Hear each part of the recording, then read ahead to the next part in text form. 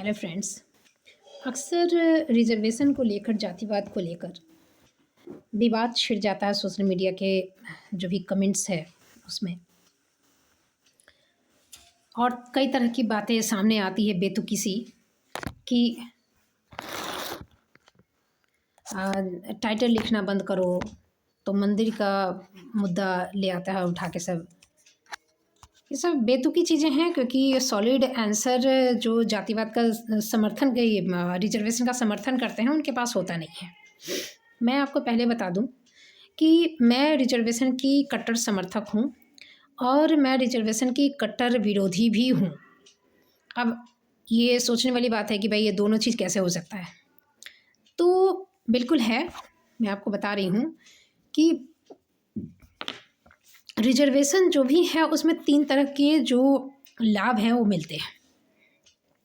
पहला तो रिजर्वेशन में उम्र की छूट मिलती है, और दूसरा जिनको रिजर्वेशन मिलता है उसमें जो किसी भी एग्ज़ाम में जो फ़ीस होता है उसमें छूट मिलती है फ़ीस भरने में।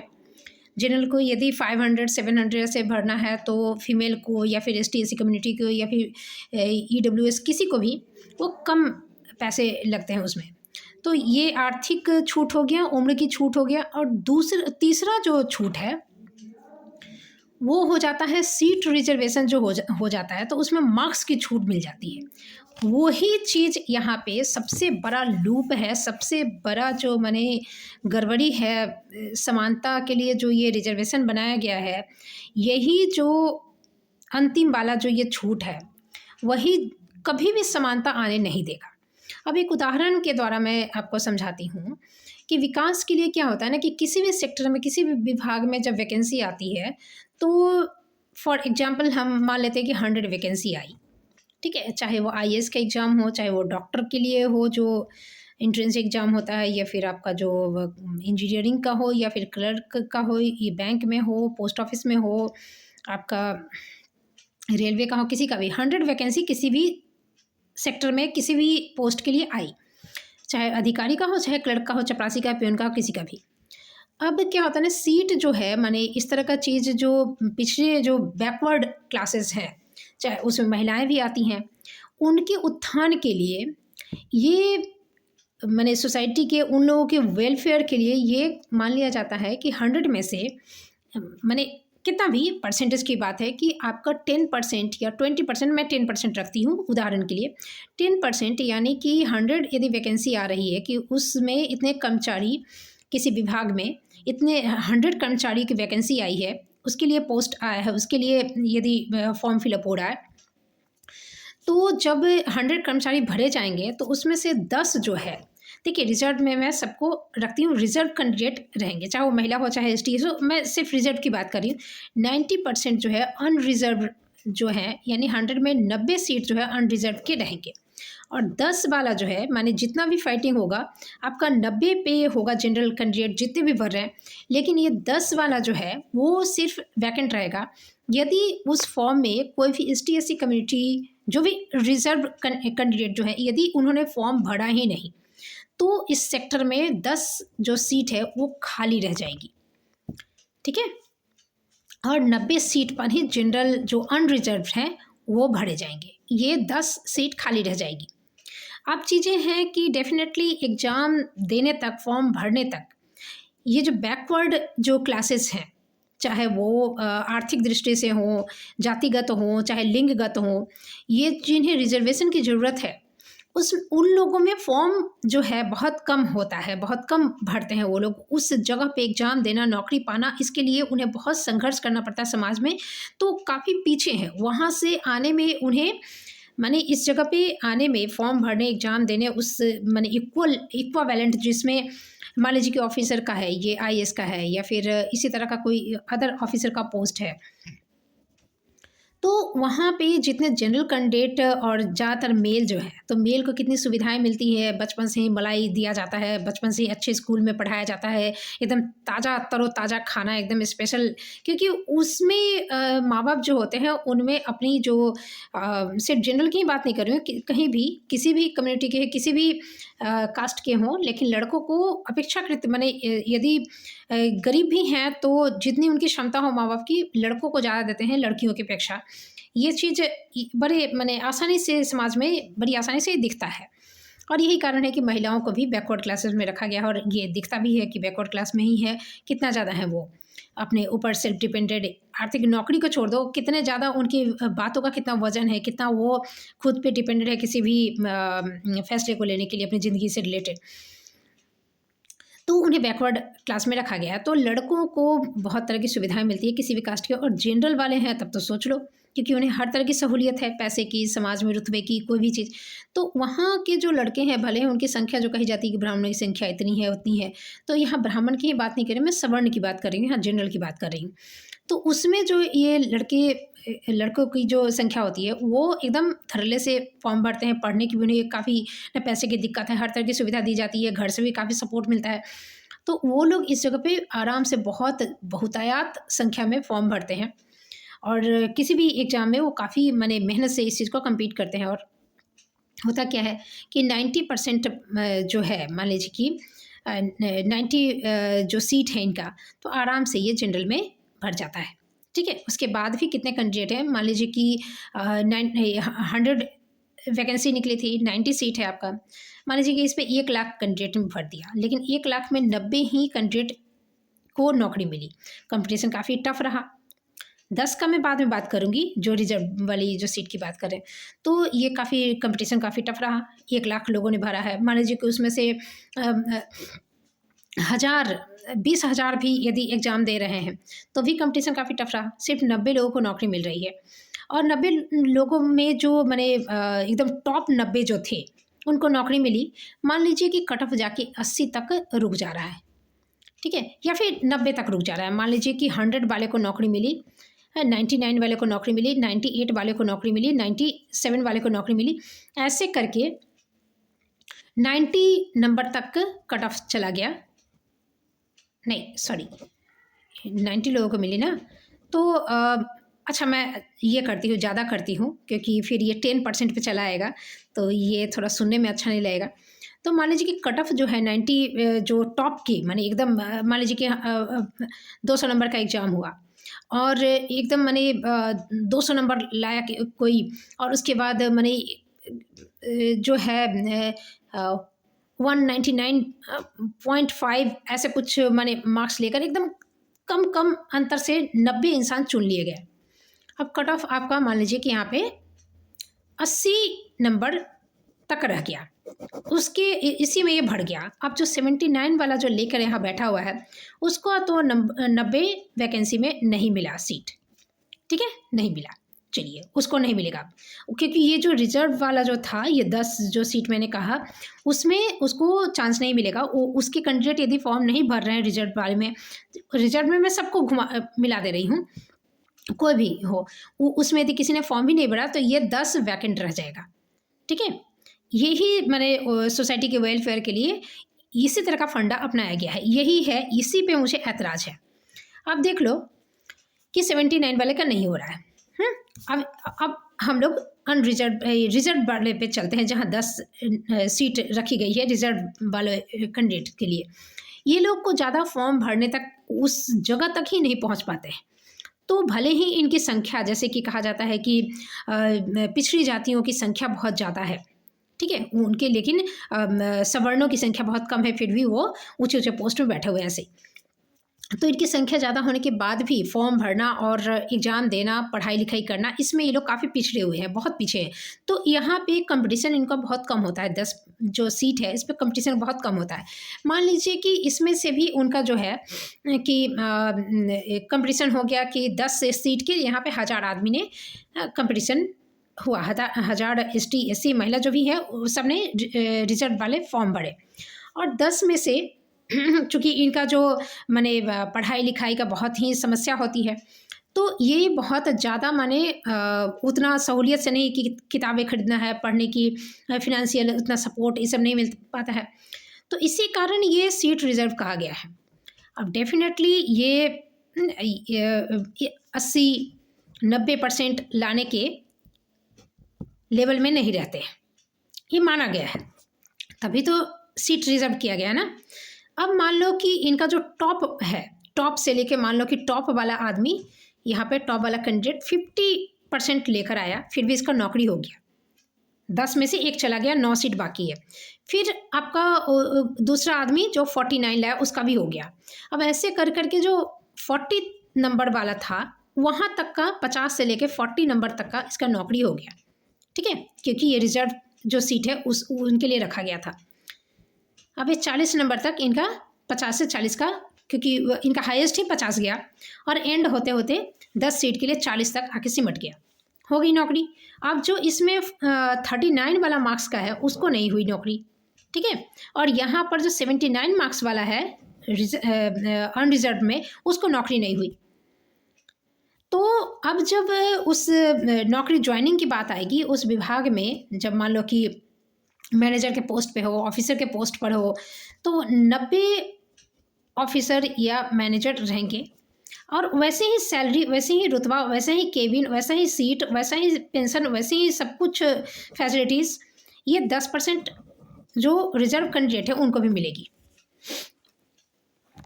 अब ये 79 वाला जो अनरिजर्व था, 79 नंबर वाला, उसको नहीं मिला इसमें, हो सकता है उसी विभाग में फिर से नौकरी मिले, ठीक है, और इसका जो है क्लर्क उससे नीचे वाले इसमें हो जाए। अब देखो कि ये 50% वाला जो है ये रिजर्व में उससे सीनियर है और ये 79 वाला जो है उससे जूनियर है, और इक्वल फैसिलिटी में जो 10 लोग हैं वो रिजर्व में आके 50, 40 इतना नंबर लाके उसी फैसिलिटी में है, और ये 90 नंबर वाला जो है वो इतनी मेहनत करके उसी फैसिलिटी में है। अब ये जो है ये ह्यूमन साइकोलॉजी है, ये 10 नंबर जो 10 सीट वाले हैं जो रिजर्व वाले हैं ये हमेशा चाहेंगे कि भाई हमें इक्वल सम्मान मिले, इक्वावेलेंट सम्मान मिले। लेकिन ये जो 90 जो सीट वाले हैं जो अनरिजर्व रहे हैं, जो काफ़ी ज़्यादा कंपटीशन सहूलियत रही है लेकिन मार्क्स भी तो ज़्यादा लाए हैं ये, तो वहाँ पर इनका क्या हुआ है कि ये हमेशा उनको कहेंगे तुम लोग यहाँ पे पहुँच गया है लेकिन तुम लोग को तो मैंने एकदम छूट कटोरा में उठा के भीख की तरह दे दिया गया। ये तो ये जो भावना है ना, यहीं पे तकरार शुरू होती है, यहीं पे तकरार शुरू होती है। मैं जो कह रही हूँ कि भाई आपको समस्या हो रही है, जैसे उम्र में छूट इसीलिए दिया जाता है कि आप वहाँ तक पहुँचने में आपको टाइम लग जाएगा। आपको हो सकता है कि पैसे जुटाने में जितना इनको बपौती से मिल जा रहा है, माने पहले के इनके माँ बाप पेरेंट्स से मिल जा रहा है, हो सकता है कि जो गरीब तबके से, पिछड़े वर्ग से आ रहा है, चाहे महिलाएं ही क्यों ना हो, उनको अपने पैरों पे खड़े होकर उतना फिनेंशियली स्ट्रांग होकर फॉर्म भरना, पढ़ाई करना, किताब खरीदना, वहाँ तक पहुँचने में यदि उन्हें सपोर्ट नहीं मिल रहा है, खुद ही सब तैयार करना है, तो उसमें उनका वक्त, उनकी उम्र काफ़ी जाएगी। तो मेरा कहना है कि भाई इसमें उम्र की जो सीमा आपने कहीं पे 45 रखा है, 40 रखा है महिलाओं के लिए, 42 रखा है शायद ओबीसी या किसी चीज़ के लिए, आप किसी रिटायरमेंट यदि किसी जॉब में हो रहा है 60 पे, आप 59 तक रख दो ना, 59 ईयर्स तक वो फॉर्म भर सकते हैं। हर, चाहे वो क्लर्क का हो, हर पोस्ट के लिए, हर विभाग में उनको फाइट करने का पूरा आप चांस दो। अब यहाँ पे क्या है ना, लेकिन ये जो मैंने कह रही हूँ कि जो ये 10% जो सीट रिजर्व की बात की है उसको हटा दिया जाए। अब इससे कोई फ़र्क नहीं पड़ेगा कि आप 22 साल में इस जगह पे आ गए हो, मैनेजर बन गए हो, कि एक 40 साल में आ गया है, नहीं, उससे कोई फ़र्क नहीं पड़ेगा, उससे ज़्यादा फ़र्क पड़ ही नहीं सकता है, कभी नहीं पड़ेगा। मान लीजिए क्योंकि 22 साल का 100% नंबर लेकर 100 में 100 नंबर परीक्षा में पास करके वो टॉप रैंक किया है, और 99 नंबर जो लाया है वो 40 साल का है, एसटी कम्युनिटी का है, या फिर 50 साल का है, एसटी कम्युनिटी का है, उसका सेकंड रैंक आ गया है, फिर 98 नंबर जो लाया है वो भी जनरल कास्ट का है और फिर भी वो थर्ड रैंक पाया है, तो वो कभी भी 99 वाले को नीचा नहीं दिखाएगा, दिखाई नहीं सकता है, दिखा ही नहीं सकता है। वो कभी नहीं कहेगा यार यहाँ तक पहुँचा है इतना दिन में रगड़ रगड़ के, नहीं, कभी नहीं कहेगा। उसकी कई तरह की समस्याएं हो सकती है, सामाजिक बाधा हो सकती है, ये जातिगत पिछड़ापन हो सकता है, महिलाओं की ज़िंदगी में कितनी तरह की बाधाएं होती है, कितना भेदभाव होता है, उसको ओवरकम करके यदि वो मार्क्स में समानता लाके नौकरी को पा रहे हैं, ये 22 साल वाला लड़का जो है ये बहुत लंबा एक नौकरी करियर लाएगा, ज़्यादा पैसे कमाएगा, हो सकता है। लेकिन 40 की एज में जो नौकरी पा रहा है उसको अपेक्षाकृत तो वो 20 ही साल वो नौकरी कर पाएगा, यदि मैंने 60 साल में रिटायरमेंट है तो। फिर भी सम्मान के लिए जो जातिगत समान मैंने जातिगत भेदभाव को जो ख़त्म करने की बात आती है, वहाँ ये बहुत कारगर होगा, बहुत ज़्यादा कारगर। पैसे की छूट आप किताबों में तो नहीं दे सकते कि आप कहीं किताब में जाओगे तो ST SC जो कम्युनिटी है या महिला है जो उनको आप पैसा नहीं ले, ये पॉसिबल नहीं है। लेकिन आप फॉर्म भरने में 0% उनसे ले सकते हो। ये आर्थिक छूट बिल्कुल मिलनी चाहिए, उम्र की इतनी लंबी छूट बिल्कुल मिलनी चाहिए, लेकिन मार्क्स में नहीं मिलना चाहिए। मार्क्स में होने पर ही ये जो माने मन की जो करवाहट है ना वो आ जाता है। फिर ये आने के बाद आपका क्या हो जाएगा कि आप कहोगे कि फिर तो अब दलित तो हो ही रहा है, अपमान तो हो ही रहा है, कोई मान तो नहीं रहा। अरे तो सीट तो आप पा ही गए, आप 10% रिजर्व जो सीट था उसमें नौकरी तो आप पा ही गए, फैसिलिटी पा ही गए, लेकिन सम्मान आप कैसे ला दोगे? आप पुरुषार्थ से लड़ोगे तब ना आपको पुरुषार्थ वाला सम्मान मिलेगा। अब कर्ण वाली स्थिति है कि दुर्योधन जो है अपना राजपाट दे दिया कि अर्जुन ने उसका कोई बिगाड़ा नहीं था, वो अपना पुरुषार्थ उसको हरा के हम द्रोणाचार्य को ये करेंगे। अर्जुन से उसका कुछ नहीं, वो द्रोणाचार्य को हराना चाहता था कि आप सोचते हैं कि हम ही पढ़ा के इसको ये करेंगे, हम भी पढ़ के आए हैं, हम भी आपसे तेज हैं, आप ही पढ़ाइएगा तो हम तेज बनेंगे। तो इस चीज़ के लिए जब पुरुषार्थ तुम अपने मन से लड़ के वीरता दिखाने के लिए लड़ रहे हो, तो फिर अब वीरता दिखा के अपने अपने दम पे लड़ो। यदि उसके राह में कोई बाधा आ रही हो उसको भी ओवरकम करो। तुम पढ़ने गए द्रोणाचार्य से, वो नहीं पढ़ाया तो तुमने अपना उपाय खोजा ना। एकलव्य ने भी खोजा दूसरे तरीका, तुमने भी दूसरा तरीका खोजा, तो वहाँ पर आपका दुर्योधन दे दिया। अब उसी लूप में फंसे फंसे मर गए बेचारे, कर्ण उसी में फंसा फंसा मर गया ना। अब दुर्योधन दे दिया। अब इस चीज़ को भी कितने लोग कहते हैं कि दुर्योधन ने पहला माने ऐसा था जो जातिवाद, अरे वो तो अपना दे दिया और अपने भाई का हड़पने के लिए, उसी के लिए राज्य का बंटवारा हुआ था, हस्तिनापुर का 2 भाग कर दिया गया था कि नहीं तो युधिष्ठिर को ही मिलता, क्योंकि उसी का बाप राजा था। मृत्यु के बाद ये प्रतिनिधि के तौर पर दुर्योधन का बाप को बनाया गया था। लेकिन क्या हुआ कि नहीं वो सिंहासन को पकड़ के बैठ गया कि नहीं, अब हम प्रेजेंट में हम राजा हैं तो मेरा ही बेटा बनेगा। अब हो कैसे? पहले तो परिवार में मैंने संयुक्त परिवार था ना, ऐसा तो नहीं था। तो राज्य का बंटवारा हो गया कि चलो हम इसमें दुर्योधन राजा बनेगा, मेरा सबसे बड़ा पुत्र है प्रेजेंट राजा का, और पहले वाले राजा का पुत्र था बड़ा युधिष्ठिर, तो उसको मिला। जब दोनों बंटवारा हो गया, एकदम जंगल वाला जगह दे दिया, वहाँ मेहनत से महल वहल बनाया युधिष्ठिर 5 पांडव मिलके। उसके बाद ये भोज में जो घर भोज होता है उसमें गया तो बोलता है कि हमको भी चाहिए। तो वो एक तो ये चीज़ भी होती है कि नहीं। तो वही बात है कि कर्ण वाला चीज़ मत लीजिए। जहाँ का आप उदाहरण उठा रहे हैं ना, जो लोग कहते हैं आते हैं कितने कमेंट में बहस होता है, तो वो उदाहरण में भी वही बेइज्जती है। जो आज आप आरक्षण लेकर जो सम्मान की मांग कर रहे हैं ना, वो नहीं मिलेगा, जैसे कर्ण को नहीं मिला। कर्ण वहाँ पे कहता नहीं हम नहीं लेंगे आपसे, हम क्यों दान मिले, उसके बाद हम राजा बनेंगे, क्योंकि अर्जुन से लड़ने के लिए राजा बनने की बात की है। आप चेष्टा करो ना, यदि वहाँ पर आपको ज़िंदगी भर चांस नहीं मिलता कि लड़के कहीं आप राजा बन सको, तब भी होता कि स्वाभिमानी था, तब भी महाभारत में उस पात्र का एक अलग, लेकिन आप राजा बन के भी बेइज्जते रहे, कभी आपको चांस नहीं मिला अर्जुन को हराने का। तो आप तो वो इसे बेटर आप लेते ही नहीं लेते तो दुर्योधन की गुलामी नहीं ठानते, नहीं मानते, कहीं ना कहीं एहसानमंद हो गए। तो एहसानमंद आप कहला होगे, अपने पुरुषार्थ से लड़ो। आप एहसानमंद क्यों होगे? यही बात है कि 10% में हमको सम्मान का नहीं, एक इक्वावेलेंट वो तो कहवे करेगा। अब मान लो कि आपके नीचे का जो 79 वालों का नहीं हुआ था मार्क्स में नौकरी में, और उसी विभाग में यदि क्लर्क का, मैनेजर का हो गया, क्लर्क का यदि वैकेंसी निकला, 79 वाला क्लर्क बढ़ के आपके नीचे आया, तो वो भले ही आपको सैल्यूट मारे, ऊपर से अंदर ही अंदर आपको गाली देगा ही, आपको कहीं ना कहीं वो चीज़ अब फील भी होगा आपको। आप 40% 50% नंबर लाके आप मैनेजर बने हुए हो, वो 79 लाके वो आपका क्लर्क बना हुआ है, तो वो आपको आपके प्रति कुंठा नहीं रखेगा, आप नहीं रखोगे। अब इनको जब जवाब नहीं मिलता है तो इन लोगों का क्या शुरू होता है कि मंदिर में भीख। अरे मंदिर, तो तुम मंदिर जाना है तो तुम मंदिर का लड़ाई करो ना, हम है ना। वहाँ पे जैसे कि DM बन गए थे, रिसेंटली एक वीडियो देखा तो उनको गांव में घुसने नहीं दिया जा रहा था। हाँ कि विवाद हुआ तो गांव वाले, वहाँ पे वर्चस्व था सवर्णों का, तो बोले कि आप छोटी जाति के हम घुसने नहीं देंगे। तो फिर वहाँ पे वो बोले कि हरिजन एक्ट लगेगा। यदि मान लो कि हरिजन एक्ट भी नहीं रहता तो सरकारी काम में बाधा डालने का भी उनके पास पूरा पावर था, वो भी है संविधान में। जरूरी नहीं है, अब मान लो कि सवर्ण को सवर्ण रोके तो क्या वो कुछ नहीं कर सकता? डीएम डेफिनेटली कर सकता है ना सरकारी काम में बाधा डालने का। वहाँ पे जातिगत था तो उन्होंने हरिजन एक्ट वाला ये लगा, जाति के आधार पर उनको रोका गया था तो हरिजन एक्ट का उन्होंने यूज़ किया, चलो अच्छी बात है।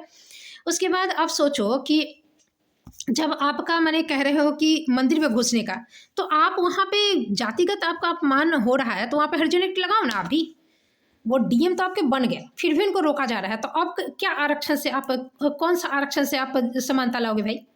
मन में जो कड़वाहट है जो दलितों को कि हम ये करने नहीं देंगे, हम छूने नहीं देंगे, हम घुसने नहीं देंगे, तो उसके लिए हरिजन एक्ट है ना। हरिजन एक्ट नहीं भी होता तो भी ये मानवाधिकार का उल्लंघन है, वहाँ पर भी चार्ज है। अब सवर्ण को सवर्ण यदि किसी काम से रोके, यदि किसी चीज़ में अधिकार से रोके, तो वहाँ पे नहीं है, वहाँ पर भी तो है ना कानून। मनुष्य को तो पूरा हक है, हर चीज़ का अधिकार है। तो ऐसी बातें हैं कि अब कोई भी चीज़ हो जा रहा है, ऊंचे पोस्ट पर आप पहुंच जा रहे हैं और तब भी कहते हैं आपको मिलता नहीं है उत्तर तो कुछ भी कहने लगते हैं कि टाइटल हटाओ। जैसे हम ही से बात होगी तो पांडे लगा हुआ है तो आप टाइटल हटाओ। अरे टाइटल हटाने से तो क्या हो जाएगा? जातिगत समानता आ जाएगी? नहीं, आप जातिगत समानता हटाकर तो आप रिजर्वेशन में यदि 10% में नौकरी पा रहे हो, मैनेजर बन रहे हो, तो जानने वाला तो उस विभाग में आपको सब जानबे करेगा, भले ही यार आप राजीव रंजन नाम रख लो कि संदीप रंजन नाम रख लो, लेकिन जानने वाला तो पर्टिकुलरली आपको जानेगा ना। जब रिजल्ट निकलेगा और आप जाति का सर्टिफिकेट बनाकर जब उसे आप उम्र की छूट लोगे, जब आप पैसे की छूट लोगे और आप मार्क्स का छूट लोगे, जब आपका वो निकलेगा कि हाँ इस कोटे में इस आदमी का नौकरी हुआ है और सबको उस विभाग में पता होगा ही, फिर वही चीज़ वही बवाल फिर से स्टार्ट हो जाएगा। तो आप उसे कैसे मन में कैसे सम्मान जगवाओगे? सो हमको बताओ। आप टाइटल हटा के आप दूसरे के लिए, मान लीजिए कि कहीं जा रहे हो, यात्रा कर रहे हो, बस में बैठे हो, आपका नाम क्या था? राजीव रंजन। आप राजीव रंजन ना छोड़ के सीधे राजीव ही कह दो। संदीप रंजन को छोड़ दो, रंजन छोड़ दो, आप संदीप ही कह दो, तो आप टाइटल हटा दो। तो जातिगत यदि हटाने की बात है तो आप फाइट करो ना, फाइट करो। आपको फाइट करने का, आपको गरीबी है तो गरीबी के लिए आपको है ना कि आप सक्षम होने तक आपको टाइम लगेगा, तो उसके लिए उम्र की छूट है, उसके लिए आपको बहुत तरह की चीज़ें, आपको फीस में छूट है। तो इस तरह की चीज़ों से आप वहाँ पे आप फाइट करके यदि होता है कि हाँ ये वर्ग आज आगे बढ़ रहा है, लेकिन आप यहाँ पे रिजर्वेशन से नौकरी पाओगे और कहोगे कि हमको सम्मान दो, ये तो माने क्या ही कहें, हमको समझ में नहीं आ रहा कि कोई उदाहरण ऐसा कुछ मिले कि इसी के कारण कटुता है। और इसी को आप सोच रहे हो कि माने जिसको आप दवाई समझ के खा रहे हो ना, वो बीमारी ही बढ़ाने वाला चीज़ है। जिस बीमारी को ठीक करने के लिए आप दवाई खा रहे हो, वो दवाई ही आपकी बीमारी की जड़ है, आप अनजाने में खाए जा रहे हो। ठीक है, तो वही चीज़ है, ये चीज़ समझ में नहीं आता है।